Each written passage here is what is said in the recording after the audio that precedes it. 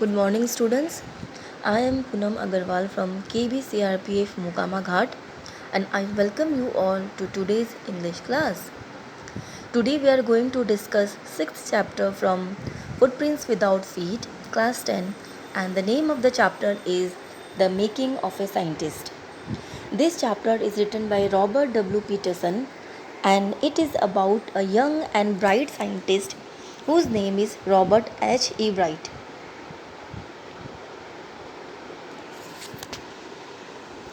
Now see, Robert H. E. Bright was a very bright student. When he was in school, he used to get A's, and he had a driving curiosity. He used to, whatever he used to see, he used to delve deeper inside it. He wanted to know more about it, and all this driving curiosity, his experiments made him a scientist. Now, the making of a scientist, the chapter is well titled.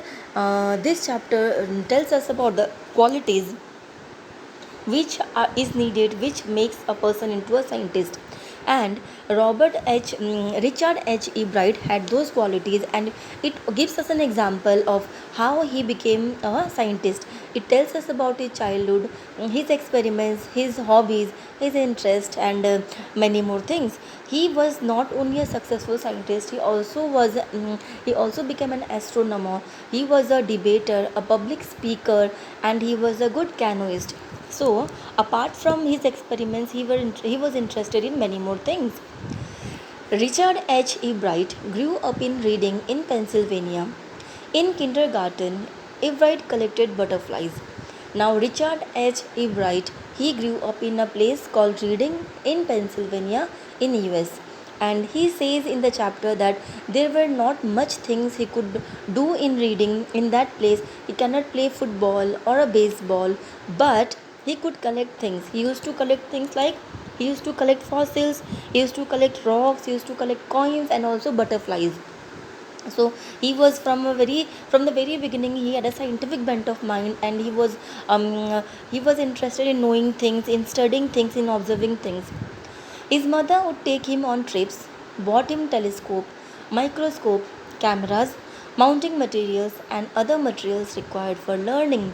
Now, the place was favorable where he could continue with his experiments, where he could learn more, observe more, and his family, and his homely environment was also very conducive conducive of making him a scientist, because he lost his father when he was very young, when he was in second grade. After that, his mother was the only companion, and he was the only companion for his mother. His mother used to take good care of him and used to provide things which develops his interest in learning. She didn't used to provide him things which are only for entertainment, but she used to provide him things which develops him an interest in learning. And she used to take him on trips where he can go to different places, know about different places, know about the culture, language, and historical importance of those places. And she used to gift him telescope, microscope, cameras, mounting materials, and those things. So her mother was in a true sense of guide to him, and it is because of his mother's guidance that he became a scientist. By the time he was in the second grade, Everett had collected all 25 pieces of butterflies found around his hometown.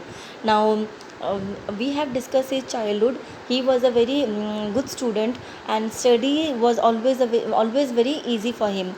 And we all know that at a very young age, at the age of 22, his first paper was published, and he became a scientist at a very young age. And when he was in second grade, he collected all 25 species of butterflies. Those were available around his hometown. He had a keen interest in studying butterflies, and he had collected all the species of butterflies. Now, seeing his interest in butterflies, his mother gifted him a book. His mother gave him a children's book called The Travels of Monarch 10.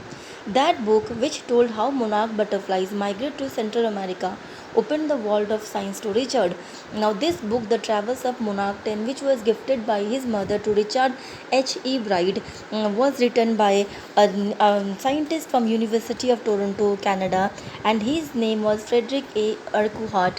And in this book, he has told about how the butterflies, monarch butterflies, they migrate to Central America, and what is the reason behind that. And he has also invited scientists or persons to help in the study about the reason. And this book has opened the world of science to Richard and provided him kind of a scope to study more and delve deeper inside this thing. And it is because of this book he started experimenting, and only it was impossible to study more within 6 weeks. So what did he do? He collected butterflies in his basement, he raised butterflies in his basement, and he studied them, observed them from their life, from all the stages. He studied till they turn into a adult butterfly. In this way he could know more, and in this way he slowly and steadily he learned about butterflies, and slowly will come to know, gradually he learned about cells. So this is the first part of the making of a scientist. Here we had discussed how he was a scientist, astronomer, he was a canoeist, he was a debater, public speaker, and how he got full support of his mother, and his mother used to provide him all the things like cameras, telescope, microscope, and also provided him with a book. This was the book which became the life changing book for Richard H. E. Wright.